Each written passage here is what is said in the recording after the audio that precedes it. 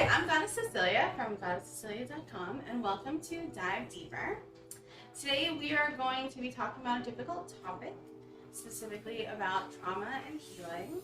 And one of the first things that I want to make sure that I say is that if it is too difficult a topic or you need to take a break, you are viewing audience, please feel free to take a breath, take a break, meditate, walk, whatever you need to feel comfortable. And if you're ready to proceed, then you're welcome back anytime. I'm joined by an awesome crew of Filipinx-American folks who are here to talk about their experiences with trauma and healing and the intersection of that with our culture and our cultural experience. How does your family deal with stress? And what coping mechanisms did you learn were acceptable and not acceptable?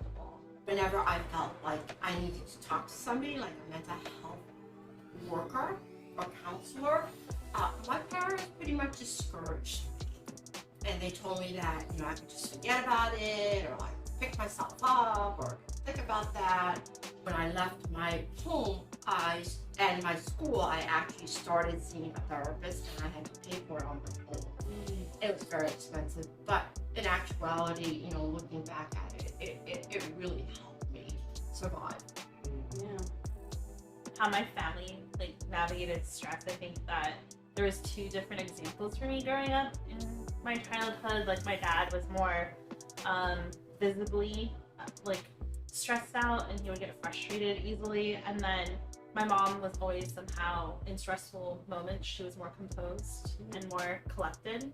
How I personally navigate stress, it's a little bit of both. There are times where I'm like, okay, I can walk myself through it mentally. Then there are other times where I just have outbursts too of getting frustrated and not really knowing how to navigate it. And then at the same time, I think the thing is that my parents have in common is that they don't really talk about the stress and talk things out, and they just tend to sweep things under the rug. There's this perception of, at least for me, we wanted to strive to be the kind of the U.S. American dream nuclear family. And that meant, what would be on TV, especially since we immigrated, and kind of just trying to do whatever we can to achieve that. And then ways based on what I perceived was, no fights, and if there was any kind of stress, it would just be, not talked about and just move forward. And then what I know now in retrospect is, when it's not talked about, it just piles up, right? It piles up somewhere until it can't pile up anymore. So for most of my experience with my family, dealing with stress is just kind of not dealing with that, and you kind of individually have to deal with yourself. And then I think me and my siblings found that the coping in different ways. Music, art, a lot of these different creative outlets that not only type of stress, but finding Filipino-American identity. My family also does not talk about mental illness or stress at all, or ways to deal with it.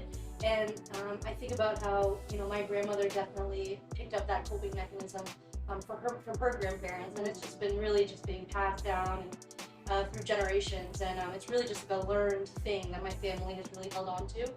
Yeah, music is also a huge part of my family, but it's funny, it's always been this thing that it's it's not really taken that seriously, even though it's had such a huge impact on my life. But, when I say, maybe I'll go to school for music, then that's where, my parents will draw the line, it's well, me, I get it, it's a great thing, but, can you really, will that bring money or will that bring real happiness? So yeah, everything you guys have said has really resonated with my family. In my family, it was definitely a lot of if there's something stressful, we want you to talk to us about it. But then when we talked to them about it, it was if you start crying, if you start getting too frustrated, it was well, why are you getting so frustrated? It's almost questioning of well, why are you exhibiting emotion over this stressful thing? If you cry, don't cry. It's not you don't need to cry. It's not going to help anything. I love the metaphor of sweeping things under the rug, because I always think about at some point that rug's not going to be able to hold everything, right? You're going to start seeing things peeking out of it. I like to use the buoy, metaphor, the more you try to put pressure and put the more it goes down, the more eventually it's just going to come up, the more you try to support it. That's a good one. I like that metaphor. It's very ocean. Yeah. Yeah. That was intentional. Mermaids. I like it.